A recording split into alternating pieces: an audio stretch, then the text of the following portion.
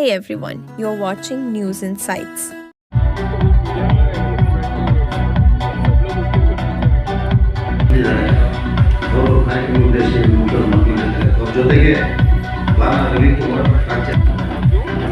ಹಿಂದುಳಿದವರ ಆಯೋಗ ನಡೆಸಿರ್ತಕ್ಕಂಥ ಸಾಮಾಜಿಕ ಶೈಕ್ಷಣಿಕ ಮತ್ತು ಜಾತಿ ಸಮಿತಿಯಲ್ಲಿ ಮಕ್ಕಳಿಗೆ ಸಮುದಾಯ ತನ್ನ ಉಪಜಾತಿಗಳನ್ನು ಗುರುತಿಸಿಕೊಳ್ಬೇಕು ಅಂತೇಳಿ ಈ ಒಂದು ಸಮಾಜಕ್ಕೆ ಜಾಗೃತಿ ಮೂಡಿಸೋದ್ರ ಜೊತೆಯಲ್ಲಿ ಏನು ಇವತ್ತು ಒಕ್ಕಲಿಗ ಸಮುದಾಯ ತನ್ನ ಉಪಜಾತಿಗಳನ್ನು ಉದಾಹರಣೆಗೆ ಗಂಗಟ್ಕಾರ ಇರ್ಬೋದು, ಮರಸು ಒಕ್ಕಲಿಗರಿರ್ಬೋದು, ದಾಸ ಒಕ್ಕಲಿಗರಿರ್ಬೋದು, ಹಳ್ಳಿಕಾರು, ನಾಮದಾರಿ ಒಕ್ಕಲಿಗರು ಇವರೆಲ್ಲರೂ ಸಹ ಉಪಜಾತಿನಲ್ಲಿ ಗುರುತಿಸಿಕೊಳ್ಳೋದಕ್ಕೆ ರಾಜ್ಯ ಒಕ್ಕಲಿಗರ ಸಂಘದ ಅಧ್ಯಕ್ಷರಾದಿಯಾಗಿ ಒಂದಷ್ಟು ಜನ ಅದಕ್ಕೆ ವಿರೋಧವನ್ನು ವ್ಯಕ್ತಪಡಿಸ್ತಾ ಇದ್ದಾರೆ.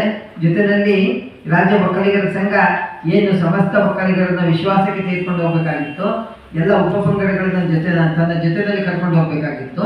ಆ ನಿಟ್ಟಿನಲ್ಲಿ ರಾಜ್ಯ ಒಕ್ಕಲಿಗರ ಸಂಘ ಕೆಲಸ ಮಾಡ್ತಾ ಇಲ್ಲ.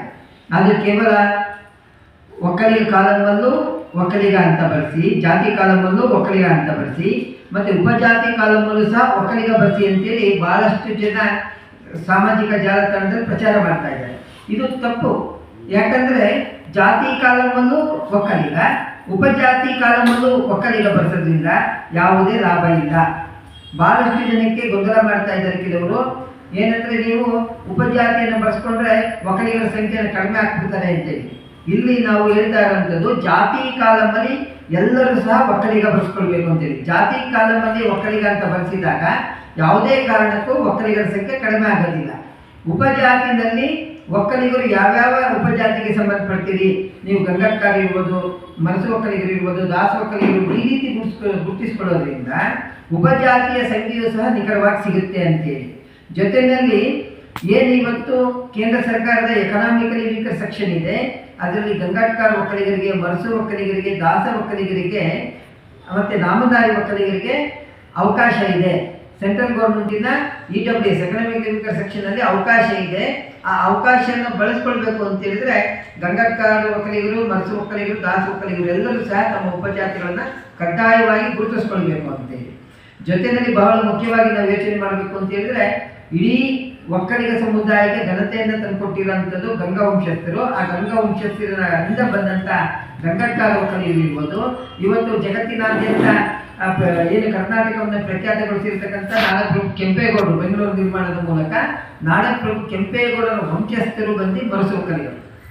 ಇವತ್ತು ನೀವು ಗಂಗಟ್ಕಾರ ಒಕ್ಕಲಿಗರು ಬರೆಸ್ಕೊಳ್ಬೇಡಿ, ಮರಸು ಒಕ್ಕಲಿಗರು ಬರೆಸ್ಕೊಳ್ಬೇಡಿ ಅಂತ ಹೇಳಿದ್ರೆ ಈ ಒಂದು ಇತಿಹಾಸ ಇರ್ತಕ್ಕಂಥ ಎರಡು ಸಮುದಾಯಗಳನ್ನ ನೀವು ಅದರ ಇತಿಹಾಸವನ್ನ ಮರೆಮಾಚಿದಾಗ ಸಾಬೀತಾಗುತ್ತೆ. ಅಂದ್ರೆ ನೀವೆಲ್ಲರೂ ಸಹ ಉಪಜಾತಿಗಳ ಸಮೇತ ಗುರುತಿಸ್ಕೊಳ್ಬೇಕು. ಯಾಕಂದ್ರೆ ಇದೊಂದು ದಯಮಾಡಿ ಬೇರೆ ವ್ಯಕ್ತಿಗಳು ನಮ್ಮ ಕುಲ ಬಾಂಧವರು ಗೊಂದಲ ಉಂಟು ಮಾಡ್ತಾ ಇದ್ದಾರೆ.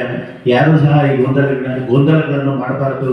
ದಯಮಾಡಿ ನಮ್ಮ ಸಮಾಜ ಉಳಿಬೇಕು ಅಂದ್ರೆ ನೀವೆಲ್ಲ ಒಂದೇ ರೀತಿ ಹೇಳಿಕೆಯನ್ನು ಕೊಡಬೇಕು ಅಂತ ಕೇಳ್ತಾ ಇದ್ದೀನಿ. ಇವತ್ತು ಬರ್ಸಿ ನಾಳೆ ಅದನ್ನ ಅಳಿಸಾಕಿ ಹೊಸದಾಗಿ ಬರ್ಸಿದ್ರೆ ಆಗೋದಿಲ್ಲ. ದಯಮಾಡಿ ನೀವೆಲ್ಲ ಒಳ್ಳೆ ರೀತಿ ಒಗ್ಗಟ್ಟಿಂದ ಒಂದೇ ಮಂತ್ರ ಹೇಳಿ ಜಾತಿ ಒಕ್ಕಲಿಗ, ಕಾಲಂ ನಂಬರ್ 10 ಉಪಜಾತಿಯಲ್ಲಿ ಮರಸು ಒಕ್ಕಲಿಗ, ಗಂಗಟ್ಕಾರ ಒಕ್ಕಲಿಗ ಇತ್ಯಾದಿಗಳನ್ನು ಬರೆಸಿ ಎಂದು ಮನವಿ ಮಾಡಿ ಎಂದು ನಿಮ್ಮಲ್ಲಿ ಕಳಕಳಿಯಾಗಿ ಕೇಳ್ಕೊತಾ ಇದ್ದೀನಿ. ಕುಲ ಬಾಂಧವರೇ, ಎಚ್ಚರಿಕೆ ಎಚ್ಚರಿಕೆ ಎಚ್ಚರಿಕೆ. ನಿರ್ಮಲಾನಂದ ಸ್ವಾಮಿಗಳು ಇವರು ಕೂಡಿ ಮತ್ತೆ ಬೇರೆ ಎಲ್ಲ ಜಾತಿ ಹೋರಾಟಗಾರರು ಎಲ್ಲವೂ ಅಸಮಿತವಾಗಿ ಇದೆ. ಉಪಜಾತಿ ಕಾಲಂನಲ್ಲಿ ಏನಿದ್ದಾರೆ ಉಪಜಾತಿ ಯಾವ್ದಿರ್ತದೆ ಅದನ್ನ ಉಪಜಾತಿಗಳನ್ನ ಕಡ್ಡಾಯವಾಗಿ ಬಳಸಿ. ಇದೇನಾದ್ರು ಗುರುಗಳು ಹೇಳ್ದಂಗೆ ಇಲ್ಲೂ ಒಕ್ಕಲಿಗ ಮತ್ತೆ ಉಪಜಾತಿಯಲ್ಲಿ ಒಕ್ಕಲಿಗರ ಅಂತ ತಕ್ಷಣ ಅಂದಾಗ ಡಬಲ್ ಕೋಟಿಂಗ್ ಏನು ಆಗೋದಿಲ್ಲ, ಎಲ್ಲ ಒಂದೇ.